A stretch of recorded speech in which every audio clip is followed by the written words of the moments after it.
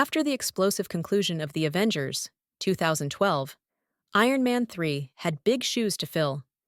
Directed by Shane Black, the third installment in the Iron Man series takes a bold new direction, both tonally and narratively.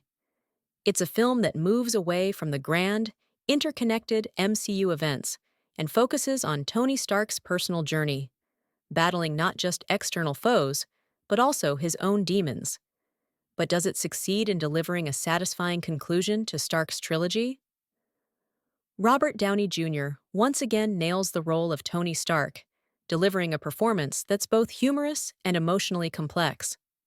The aftermath of the Battle of New York, from the Avengers, hangs over Stark, with the character suffering from PTSD, a significant shift that adds depth to his usually brash and confident persona.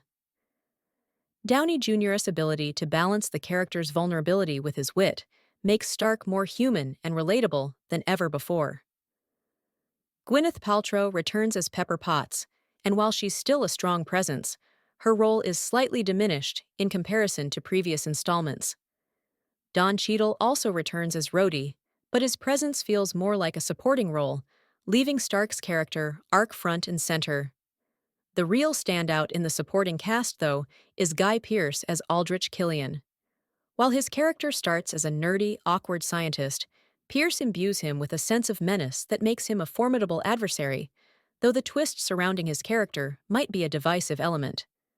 Iron Man 3 delivers several thrilling action sequences, though they feel different from the bombastic spectacle of its predecessors. One of the standout moments comes early on, when Tony's mansion is attacked by helicopter-mounted gunships. The destruction of his home is a turning point in the film, setting a tone of vulnerability for Stark. There's a fantastic sequence where Tony uses his intellect to survive without the Iron Man suit, showing that even without the armor, Stark is a hero.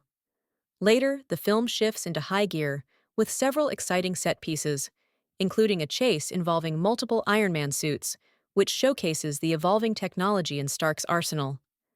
The final showdown, however, is a bit of a letdown compared to previous films, as it shifts focus away from the traditional Iron Man battle, opting for a more intimate confrontation with the villain.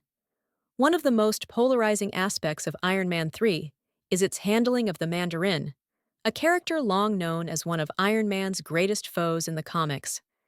Ben Kingsley plays the Mandarin, and while his performance is excellent, the reveal that he's a puppet for a corporate villain, Aldrich Killian, was met with mixed reactions. The twist subverts expectations and plays into the film's commentary on terrorism, but for many fans, the bait and switch felt like a missed opportunity to give a true, iconic comic book villain a proper introduction. Aldrich Killian, as portrayed by Guy Pearce, eventually steps into the role of the main antagonist. While his motivations and backstory are somewhat intriguing, his character development feels rushed, especially in comparison to the buildup of Stark's internal conflict. Killian's extremist-powered soldiers make for formidable foes, but his personal vendetta against Stark lacks the emotional weight that would have made him a more compelling threat.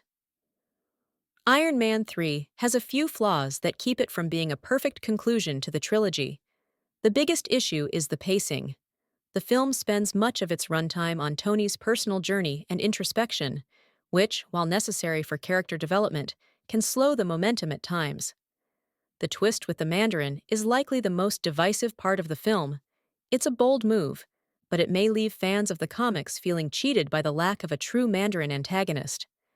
The final battle with the numerous Iron Man suits feels a bit overblown, and the film's resolution, where Tony essentially discards his suits, seems to undermine the significance of the suit in the character's evolution.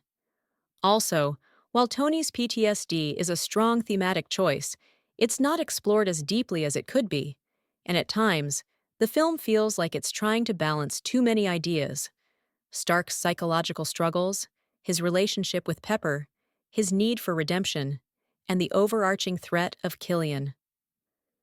Iron Man 3 is a bold, character-driven film that pushes Tony Stark to new emotional depths. While the film delivers solid performances and a mix of thrilling action, it falters with a villain twist that divides audiences and a pacing that slows down the momentum. Despite its flaws, it remains a satisfying conclusion to Stark's solo trilogy and adds an important chapter to the MCU, though it may not be as universally loved as the original. My final overall rating for Iron Man 3, 8 out of 10,